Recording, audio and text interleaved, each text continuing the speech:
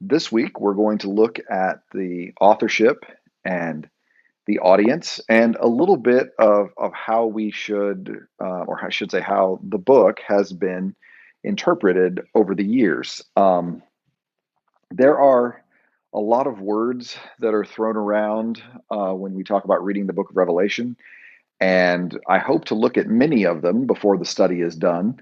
Uh, I probably will not look at all of them tonight, but there are some sort of very broad, overly generalized schools of thought that we can talk about. And then later on in the study, we will start using words like dispensational premillennialism and amillennialism and postmillennialism, and how that all fits together. So we're not going to do that tonight. We'll be doing that in a little bit. So let's talk about the authorship of the book of Revelation. And for the first time, I think, in any of the studies that we've done, I get to say we know the author of the book of Revelation because the author tells us who the author is of the book of Revelation. The author is John on Patmos, the island of Patmos. He identifies himself in chapter 1, verses 1, 4, and 9, and chapter 22, verse 8. So we actually have the author, John. Unfortunately, we don't know which John that is. We don't have exactly a clue, really, which John that is, because as I pointed out last week, a lot of people named John in the Bible, and a lot of people named John outside the Bible. So hard to know exactly what John we're looking at. Early tradition, now let me say it this way: some early tradition associated the book with John the Apostle. Justin Martyr was probably the early church father most famous for that. But some early tradition did not believe that it was John the Apostle. Dionysius believed that it was John Mark, who was the John that wrote this. Eusebius believed it was John the Elder, who was responsible for that, who wrote some of the epistles as well. So even the early church tradition is not agreed on exactly which John put this together. Uh, in fairness, there are some similarities to the fourth gospel and this book. I mean, Jesus is called Logos in both the fourth gospel and in the book of Revelation.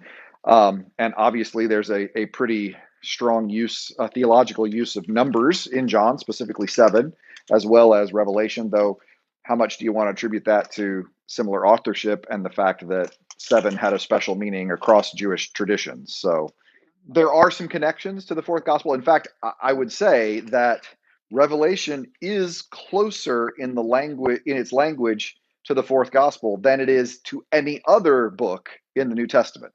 So, I mean, if you're going to pick a book that it's most like, then it looks a lot like John. But what is the case against it? Well, there's some historical difficulties. There's no consensus exactly on John's death or when that happened.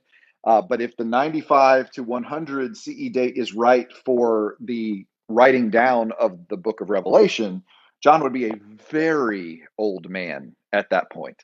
I mean, people did live to older ages in the early century, but I mean, most of the average lifespan numbers are brought down by infant mortality numbers. But still, I mean, asking somebody to be 95 to 100, close to a 95 to 100, is that's pretty old to expect someone to make it that far.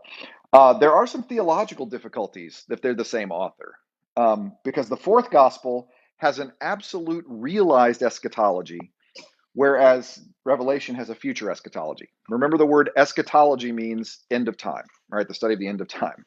Revelation has a totally futuristic eschatology. The end is coming. John has a realized eschatology. Everything that's available at the end is available now. You can have God's presence now, the Holy Spirit now, resurrection. I am the resurrection and the life. Everything is now. So to have two books with such, I mean, it's one thing to say they share language. It's another thing to say they have diametrically opposed theological perspectives on the world in this. Now, could the same person have done that? Sure. I mean, there are that. I'm not saying that's impossible, but it is sort of an odd. It would be like me publishing a paper on um, why I'm a 5 point Calvinist, and then follow that up 5 years later with why I'm an open theist. Um, right, exactly. Those kinds of diametrically opposed theological perspectives are, I mean, that would be unusual to expect from one person. for someone who's going through a lot, I guess. But that is one that's kind of a question. There are some linguistic difficulties. Yes, it is absolutely true that this book looks closer to the fourth gospel than any other book, but it's also very different. I mean, it's the grammar of the Gospel of John, very simple. The vocabulary very simple. The theological concepts very deep. Revelation much harder to translate in its Greek. It's a little different, and I would argue there's some textual difficulties. This one's my favorite. In Revelation 21:14, the 12 foundations of the New Jerusalem have the names of the 12 apostles on them, and at no point does the author go, "Did you see mine? Did you see me up there?" Um, in fact, the author wants to be seen as brother, or sort of one of you, not the great apostle who's the foundation of Jerusalem. So at the end of the day, on this, knowing exactly who John on Patmos is it's what I always say about authorship. It's a historical curiosity, but if you take seriously the inspiration of scripture, if you take seriously the notion of canon, if you take seriously the idea that ultimately it is God who's behind the inspiration of this text, then it really doesn't make much difference who put pen to paper on that. I mean, the text is canonical, the text is biblical, it's authoritative because of that. It's authoritative because God is the author, not because John, any particular John, is the author. So that to me is one of the things I like to. Yeah, would it be nice to know? It'd be nice to know, but do we have to know? I don't think we have to know. So, consensus on the date seems to be very late first century. In fact, most people say 95 to 100. Um, that would coincide with the reign of the Emperor Domitian, and that is important later on in the text when we talk about persecution. But that is not something most people argue about. Most people say, yeah, that's probably right, late first century. There's actually pretty close to consensus on that. Um, where's it going? Well, the letter says it's written to the 7 churches in Asia Minor, modern day Turkey. The question we have to figure out is, are those 7 churches literally or symbolically? Are these literal 7 churches, or are these symbolically 7 churches? And really, it could go either way. I mean, yes, these churches are physical locations. They have their own issues. Those issues are called out, but it is also true that 7, that's a complete number. Could this be the author's way of writing this book to the whole church? Analogous to the book of James, writing a letter to the 12 tribes of the dispersion. It's like, really, just those 12 tribes? I mean, no, it's everybody. Maybe the 7 churches are everybody as well. I don't know the answer to that question, but I offer that as a possibility. Why is this written? Well, it is written in the anticipation of a very new, harsh persecution of Christians. This is coming. And this is where I think it's important to make this point, because I think a lot of people misunderstand what was going on in the first century. There was not an empire-wide persecution of Christians in the first century. That happens later, but not in the first century. Nero's persecution of Christians was limited to Rome, limited in scope. In fact, most people think what happened was Nero had been talking about redeveloping an area of Rome. That area of Rome caught fire. In an effort to distract the attention from himself, Nero blames the Christians, because now it's looking kind of suspicious, right? That Nero wants to redo that area, and then that area burns down. Nero's like, well, those Christians must have done it. And so the persecution of Christians was limited in its scope to just them, and just in that city of Rome, and for a limited period of time as well. In the very early second century, you have Emperor Trajan and his General Pliny, who were writing letters about persecuting Christians. And even there, it was very limited. And Trajan said specifically, only persecute Christians who reveal themselves, who are outed, if you will. His exact words were, they are not to be sought out.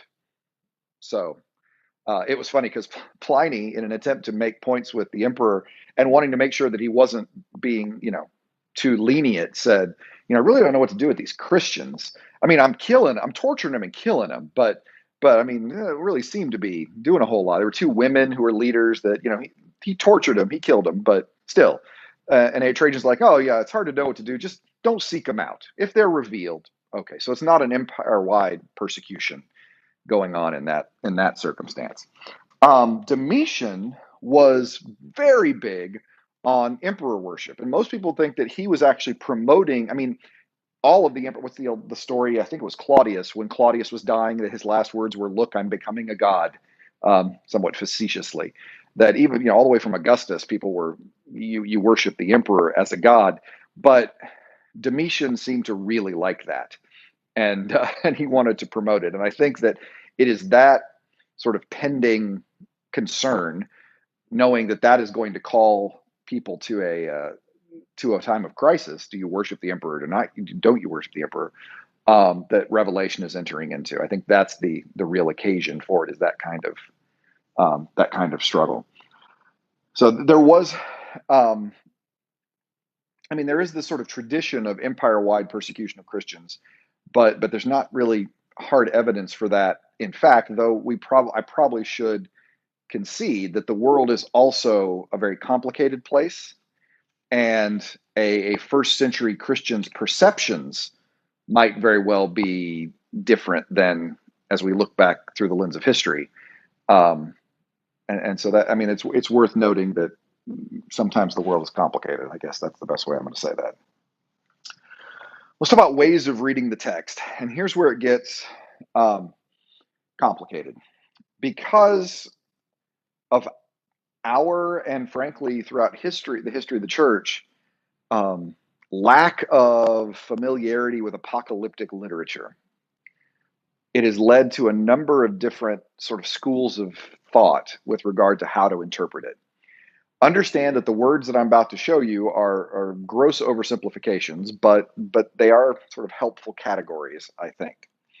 Um, the first I'll talk about is one that's known as the preterist interpretation. A preterist reads the book of Revelation as addressing the concerns of the first century church trying to live under Roman control in the first century. So the interpretation of the book cannot be divorced from its original historical occasion. So everything in the book, even those parts that talk about the future, need to be heard in the context of the first century. And pretty much, I would say the first century only. Any connection would be by analogy. It's only dealing with what was going on in the first century. Um, Additionally, there are those who there was, this one's not as popular anymore, but it was the historicist interpretation where Revelation is a symbolic telling of the course of all of church history from the close of the first century to the end of time, and that you can map out where you are on this giant timeline in the book if you're reading it. But that's always been somewhat problematic. Depending on who you ask, they map it differently. No events have ever, fully been marked out. Although, I mean, some people still would do that. I mean, the Babylon on the Seven Hills was pretty popular for yelling about the Pope in early anti-papist uh, ideas. Protestant yelling at it. The any invective against Rome in Revelation is really easy to move to the Roman Catholic Church when you're a Protestant, and so people did that. You don't see this much anymore, so it's not overly popular. The idealist interpretation is still around, where Revelation is just completely symbolic. Revelation is a symbolic telling of the eternal struggle between good and evil all throughout history that the church is always trying to find, and every age has its own tribulation, every age has its own beast, every age has its own antichrist, and it's all symbolic completely. So really kind of I want to say it's sort of the opposite of the preterist, but it's not exactly, because I think the next one is closer to the opposite of the preterist perspective. But anyway, so the idealist is just reading the whole thing as symbol from chapter 1 to chapter 21, the 2. And the last one I'll talk about is the futurist interpretation. This is the one that usually argues that everything after Revelation 4:1, so everything after the letter to the churches, the letter part, that is all coming. So the modern futurists are people like dispensational premillennialists, Those are popularized in the 1830s by John Nelson Darby, and of course in the US with the Scofield Reference Bible in 1909. That is really when the futurist interpretations took place. I mean, there were others who would read the book futuristly. Even in the ancient world, people thought of that there were places in the book of Revelation, like even I believe Justin Martyr and Irenaeus. There were parts of the Revelation that they would read sort of as happening in the future, but not like this, not like this sort of fully realized Hal Lindsey uh, Left Behind series into the world sort of futurism. That really does take off in the 1830s in England, and then really in America, early 20th century all the way through. Um, Interestingly, it is probably the perspective that is. I mean, it's funny because it is one of those things where the way of reading Revelation became a litmus test for people. I mean, I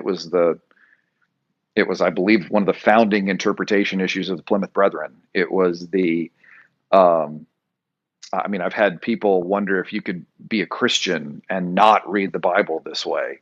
I always had an exercise, and we'll do it when we get a little later in the book of Revelation, where I had sort of four views: the premillennial dispensation and postmillennialism, amillennialism, and historic premillennialism. Have all of those all the way through, and then I show, you know, Billy Graham was a premillennialist, and William Carey and Adoniram Judson were postmillennialists, and George W. Truett was an amillennialist, and George Ladd was a historic premillennialist. And I go through all of that. So I said, so not only is it not the case that you have to hold one of these to be a Christian, you don't have to hold one of these to be a Baptist, because all four of those men that I just named all identified themselves as Baptist, and they all read the book differently.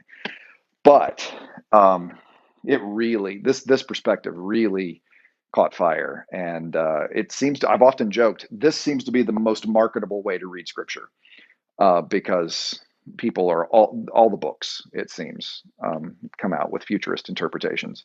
It ends up looking a whole lot more like fortune telling to me than any kind of hermeneutic, but that doesn't change the fact that people are really drawn to this. But you don't have to read it that way. So, I do believe that a responsible use of all of these perspectives can provide some instruction for faith. I always want to remember my hermeneutic calibration, right?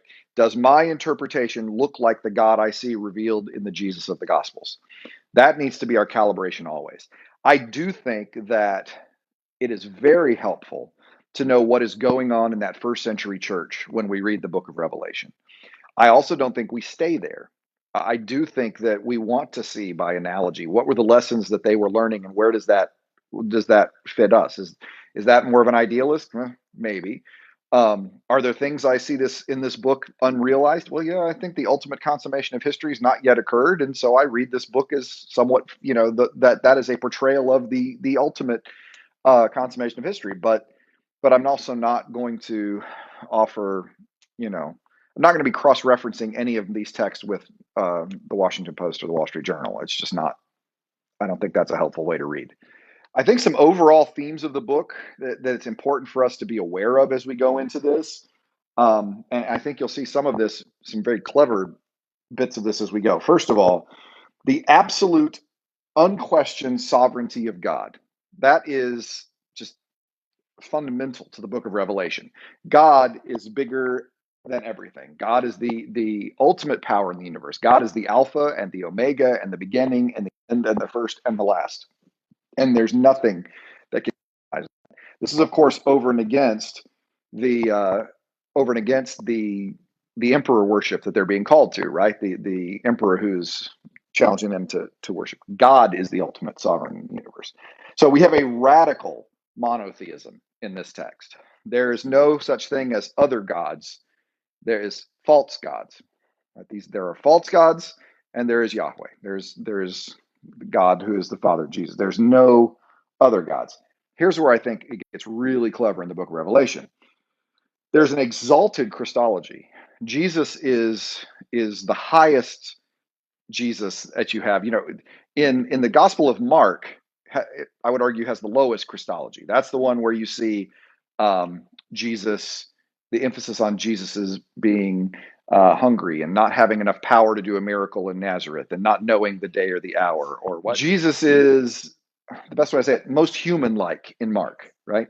In John, he's the most godlike. Revelation, Jesus is called the Alpha and the Omega. And at the end of the book, he's called Lord. How about that? Yes, that is implying Jesus is God. That wasn't a trick question. Yes. That is no, that's significant because like I've said when we were doing our gospel study last summer, that you don't get sentences in the gospel where Jesus goes, "Y'all get I'm God," right? I mean, everybody gets that, right? Jesus doesn't do that, right? You have functional claims to deity in the gospel. Jesus is causing the chaos waters to become still. Jesus is forgiving sins. Jesus is restoring people socially and physically. Jesus is, the miracles. All of these things are claims to show that Jesus is God. You have the I am sayings in John, but even then, I am the Father and the Father, but see, Father Son language, that could be literal. That might not be right, but logos, exactly. That's a little more explicit, but using the same terms for Jesus that you're using for God. Having Jesus sitting on the throne in the throne room of heaven. Who's supposed to be on the throne? God, right. Jesus is on the throne as a slaughtered little lambkin there on the throne. So, I mean, it is the most Trinitarian book in the Bible, and it is the highest Christology. Yes. Okay. I mean, I believe that all the Gospels make Jesus' claim to divinity, but I also think it's possible, particularly from a Western perspective that doesn't recognize this functional claim to deity, to read, say, Mark, and especially Mark, but even to read John. I mean, frankly, the Jehovah's Witness perspective, where Jesus is proceeding from God, not the same as God, comes from their translation of John 1. So, I mean, it's coming from John that they're making that. And the Orthodox Christian perspective would challenge that and say, no, Jesus is God. There is no difference in that.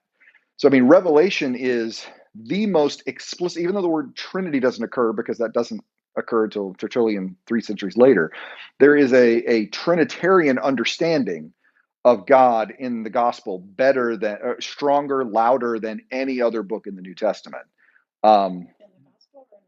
Revelation, excuse me, than any other book in the New Testament. Yeah. The gospel says that Jesus is God. Okay, it does.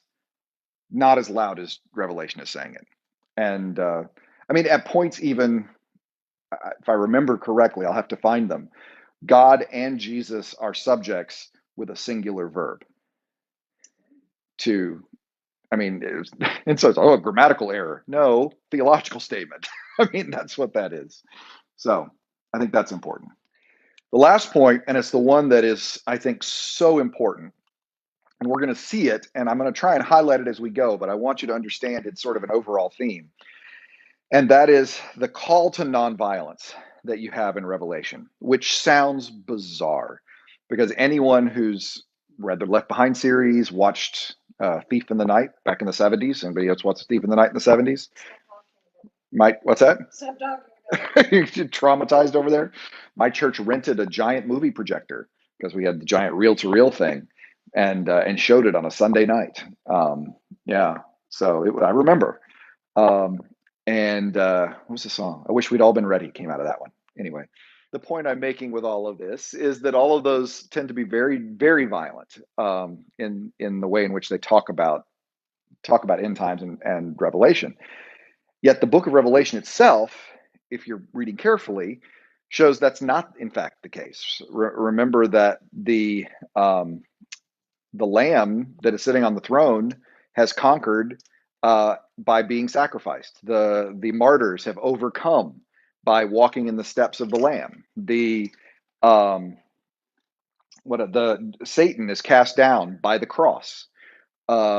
Jesus, the warrior on the white horse, has had his robes in blood, showing how he is conquering by his own death. So all sorts of examples of using sort of classic apocalyptic images, but doing it to subvert the message of violence. Um, I worry that too often, I don't worry that it is the fact that too often the book is read to encourage violence, and seen as justification for violence. And even that in the end, boy, you guys are going to get yours, when that is not actually the message of the book at all. So, I mean, there are obviously several themes we could talk about in the book, but these are the ones that to me are important: the radical monotheism, the exalted Christology, and the exalted God in both of those places, because that's the same thing. And the call to for Christians to participate in nonviolence.